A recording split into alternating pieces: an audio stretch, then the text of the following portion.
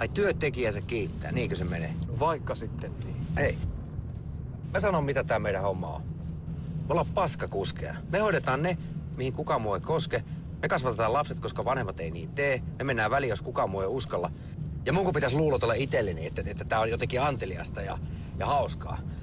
Hei, mä oon tehnyt tätä hommaa 26 vuotta. Ja mä voin sanoa sulle suoraan, että tää on yhtä hauskaa kuin raastinrahdalla runkkaaminen. Ikävä kuulla. Niin. Mä nukun oman yöni paremmin kuin sinä minun iässä. Jos sä nyt jo tästä iloa haet, niin mitä sä luulet jaksavasi jonkun 20 vuotta?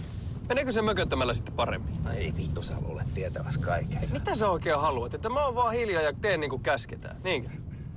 Että sun elämä ei vaan muuttuisi hankalaksi. Tää auto armias, oppisit vielä jotain uutta. Ai minä sinulta. Hei, jos on just aloittanut nämä hommat. Mä olen ollut 5 vuotta poliisina. Niin jossain landella. Tampereella. No niinhän mä sanoin. Oi jumala. Niin mä tiedän, miten nämä hommat hoituu ja miten ne ei hoidu. Jos sä joskus viittisit vähän kuunnella, mitä meikäläinen... tollasen vanhan... Mikä se oli? Ai jumalauta.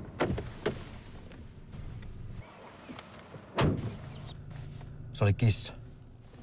Miten niin oli? Ei, se sätkii tuolla nyt. Mä ajoin sen selän päälle. Pitää lopettaa. No ei täällä voi ruveta ampuu. No, onko puukko? Ja paskat, nyt lopetetaan se, mikä aloitettiin. Mitä sä teet?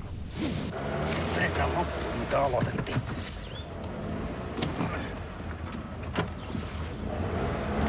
Aika hyvin lytty.